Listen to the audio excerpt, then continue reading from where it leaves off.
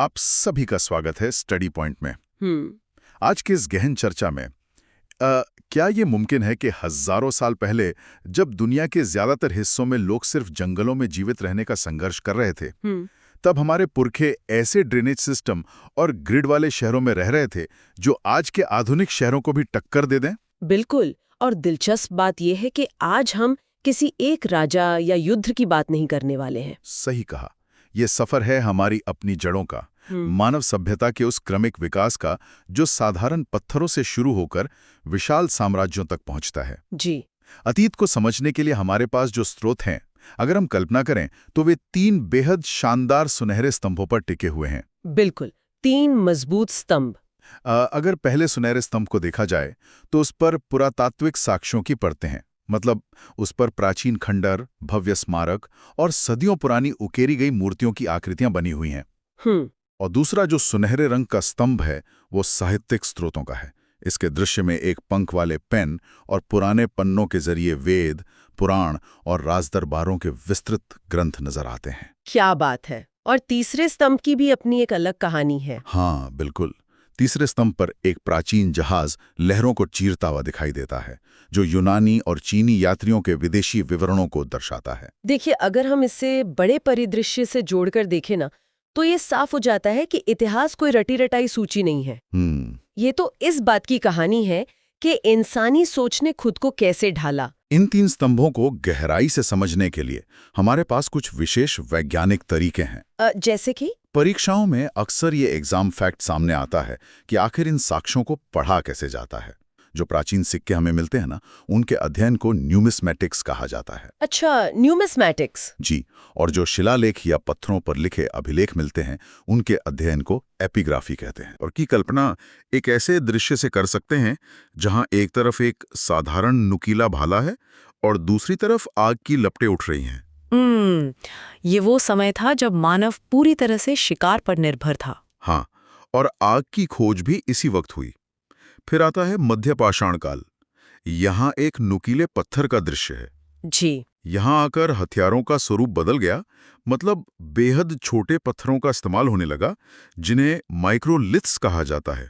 और पशुपालन की शुरुआत भी यहीं से हुई। बिल्कुल, और यहीं से नवपाषाण काल की भी नींव पड़ती है। अगर हम नवपाषाण काल के दृश्य को देखें तो इसमें एक पहिए और गेहूं की बाली का चित्र नजर आता है। हाँ, खेती की शुरुआत। एकदम सही। जहां कृषि शुरू हुई, पहिए का आविष्कार हुआ और लोगों ने स्थायी निवास शुरू किया। इसे याद रखने की एक बहुत ही मजेदार ट्रिक है, नया यानी नव बराबर नया काम। नया काम। हाँ, खेती और पहिए का आविष्कार ही वो नया काम था जिसने मानव जीवन बदल दिया।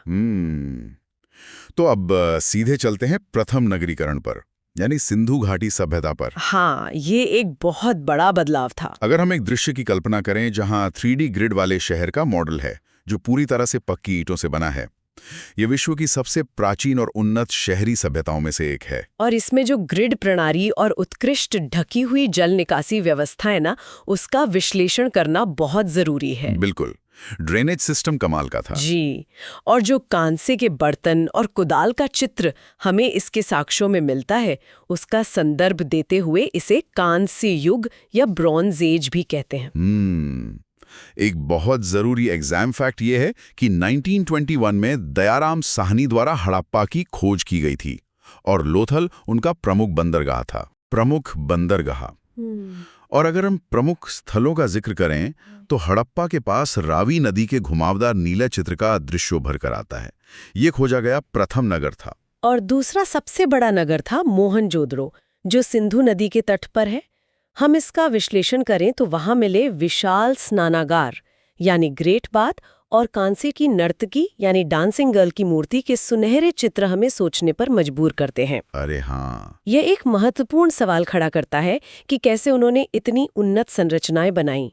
और आपको पता है, मोहनजोदड़ो का शाब्दिक अर्थ मृतकों का टीला है। मृतकों का टीला, क्या बात है। अब यहाँ से दृश्य एकदम बदलता है। पृष्ठभूमि में सुनहरे मंडल के बीच एक खुली प्राचीन पुस्तक है और पीछे झोपड़ियों व गायों वाले ग्रामीण दृश्य नजर आ रहे हैं। ये वैदिक काल है। जी, आर्यों के आगमन से ग्रामीण सभ्यता का उदय हुआ। बिल्कुल, दुनिया का सबसे पुराना और आर्यों का मुख्य ग्रंथ ऋग्वेद है। इसमें 10 मंडल और 1028 सूक्त हैं। और एग्जाम फैक्ट की बात करें तो प्रसिद्ध गायत्री मंत्र ऋग्वेद के 3 मंडल से ही लिया गया है। यहाँ बात बहुत दिलचस्प हो जाती है। अगर हम उत्तर वैदिक काल की ओर बढ़ें, हमारे सामने चमकते हुए निहाई और हथौड़े का चित्र है जो लोहे की खोज को दर्शाता है। जी, मैं यही सोच रहा हूँ कि लोहे ने कृषि, वनों की कटाई और युद्ध में कैसे क्रांति ला दी। बिल्कुल, लोहे ने सब कुछ बदल दिया। और इसी समय अन्य वेदों की रचना हुई, जिन्हें हम प्राचीन लिपटे हुए ग्रंथों के चित्र के रूप में समझ सकते हैं। जैसे कि सामवेद? हाँ, सामवेद जो संगीत से जुड़ा है, यजुर्वेद जिसमें यज्ञ विधि है, और अथर्ववेद जो तंत्र मंत्र पर आधारित है। साथ ही सामाजिक परिवर्तन भी हुआ। वर्ण व्यवस्था अब कर्म के बजाय जन्म पर आधारित हो गई थी। मतलब समाज पूरी तरह से बदल रहा था। अब अगर हम भारत के नक्शे की कल्पना करें तो उस पर 16 चमकते हुए बिंदु दिखाई देते हैं। जी, 16 महाजनपद। और एक मैग्नीफाइंग ग्लास सीधा मगध पर लगा हुआ है।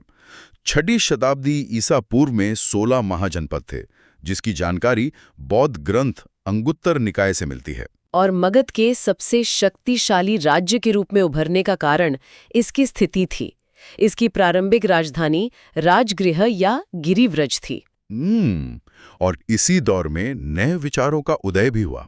अगर हम एक प्रतीक की कल्पना करें जहां सीढ़ियां एक हाथ और उसके बीच बने चक्र तक जाती हैं, जो जैन धर्म का प्रतीक है। बिल्कुल। तो इसमें प्रथम तीर्थंकर ऋषभदेव और 24वें तीर्थंकर महावीर स्वामी की बात आती है। हाँ, और महावीर स्वामी ने ही इसे वास्तविक स्वरूप दिया। इसके 2 संप्रदाय थे, श्वेतांबर जो सफेद वस्त्र पहनते थे और दिगंबर जो नग्न रहने वाले थे। अच्छा। इनके प्रमुख सिद्धांतों में पंच महाव्रत और स्यादवाद, जिसे अनेकांतवाद भी कहते हैं, शामिल हैं। और इसी समय एक और महान दर्शन सामने आया। सुनहरे धर्मचक्र और बोधि वृक्ष के नीचे बैठे बुद्ध की छाया आकृति हमें शांति का एहसास कराती है। जी, जिन्हें एशिया का ज्योतिपुंज कहा जाता है। बिल्कुल। बुद्ध ने दुखों से मुक्ति के लिए अष्टांगिक मार्ग बताया और अपना प्रथम उपदेश सारनाथ में दिया, जिसे धर्मचक्र प्रवर्तन कहते हैं। और बौद्ध धर्म के त्रिरत्न है बुद्ध, धम्मा और संघ। इन शिक्षाओं को आगे बढ़ाने के लिए 4 बौद्ध संगीतियां हुई। अगर हम इन्हें 4 अलग अलग सुनहरे बॉक्स के रूप में देखें, क्रमशः मंदिर, सिंहासन, अशोक स्तंभ और पहाड़ों के प्रतीकों के साथ। जी, मैं इन चारों संगीतियों के स्थान और राजाओं के नाम बताती हूँ। पहली राजगृह में अजातशत्रु के समय, दूसरी वैशाली में कालाशोक के समय, तीसरी पाटलिपुत्र में अशोक के समय और चौथी कुंडलवन में कनिष्क के समय। इन्हें याद रखने का भी कोई तरीका है क्या? बिल्कुल, एक बहुत रोचक ट्रिक है। राजा महाराजा आजा, वैश्या सबका काल है, पटाओ मत आशिक, कुंवर जी कंगाल हैं। अरे वाह, ये तो सच में बहुत मजेदार ट्रिक है। अब अगर हम प्राचीन खंडरों के ऊपर एक फ्लोचार्ट की कल्पना करें तो वो मगध के उत्कर्ष को दर्शाता है। हाँ, साम्राज्यों का उदय। इसमें सबसे पहले हर्यक वंश आता है, जिसके राजा बिंबिसार थे। फिर शिशुनाग वंश और अंत में अत्यंत शक्तिशाली नंद वंश का जिक्र है। यहाँ जो सबसे आकर्षक बात है ना, वो ये है कि कैसे चंद्रगुप्त मौर्य ने नंद वंश के अंतिम शासक धनानंद को हराकर मौर्य साम्राज्य की स्थापना की। बिल्कुल। अगर हम चंद्रगुप्त मौर्य की छाया आकृति और एक प्राचीन ग्रंथ पढ़ते हुए चाणक्य के चित्र को ध्यान में लाएं, तो 322 ईसा पूर्व में चाणक्य की मदद से ही इस साम्राज्य की नींव पड़ी थी। जी। चाणक्य की पुस्तक अर्थशास्त्र, राजनीति और प्रशासन पर है और यूनानी राजदूत मेगास्थनीज की इंडिका का भी बहुत बड़ा योगदान है। और इंडिका में पाटलिपुत्र के शानदार नगर प्रशासन का विस्तृत वर्णन मिलता है। और इसके बाद आते हैं सम्राट अशोक। भारत के राष्ट्रीय प्रतीक अशोक स्तंभ और पीछे उकेरे गए शिलालेखों के चित्र से हम उनका प्रताप समझ सकते हैं। अशोक को अभिलेखों में देवनाम प्रिय कहा गया है। बिल्कुल। लेकिन 261 ईसा पूर्व के कलिंग युद्ध के भीषण नरसंहार ने उन्हें युद्ध त्यागने पर मजबूर कर दिया। और शांति तथा नैतिकता के लिए उन्होंने धम्म को अपनाया। यहाँ एक एग्जाम फैक्ट जोड़ना चाहूंगी। 1837 में जेम्स प्रिंसेप ने सबसे पहले उनके शिलालेखों को पढ़ा था। 1837 में? अच्छा। लेकिन हर साम्राज्य का एक पतन भी होता है। टूटे हुए प्राचीन पत्थर के मेहराब, सिक्कों और स्तंभों के चित्र मौर्यों के पतन को दर्शाते हैं। जी, बिल्कुल सही। पुष्यमित्र शुंग द्वारा स्थापित शुंग वंश फिर कण्व वंश और दक्षिण में सातवाहन वंश का जिक्र आता है। और इसी समय यूनानी, शक और कुषाणों के विदेशी आक्रमण भी हुए। एग्जाम फैक्ट की बात करें तो सातवाहनों के शीशे के सिक्के जारी करने का तथ्य बहुत महत्वपूर्ण है। सीसे के सिक्के। और अगर हम प्राचीन सिल्क रूट को दर्शाते सुनहरे नक्शे और 78 AD लिखे कैलेंडर के चित्र पर गौर करें तो कुषाण वंश के सबसे प्रतापी राजा कनिष्क की बात आती है। तो इसका कुल मिला के क्या मतलब है? इसका मतलब ये है कि कनिष्क के समय बौद्ध धर्म का हीनयान और महायान में विभाजन हुआ। और एग्जाम फैक्ट ये है कि कनिष्क द्वारा 78 ईस्वी में शुरू किया गया शक संवत ही आज भारत का राष्ट्रीय कैलेंडर है। अरे वाह जी, और सिल्क रूट पर उनका पूर्ण नियंत्रण था। क्या बात है। अब आते हैं एक बहुत ही खूबसूरत दौर पर। सुंदर नक्काशीदार मेहराब के नीचे औजारों, दिशा सूचक यंत्र और कलम के चित्रों की अगर हम कल्पना करें। गुप्त काल। जी। इसके संस्थापक श्री गुप्त थे, लेकिन वास्तविक संस्थापक चंद्रगुप्त प्रथम को माना जाता है।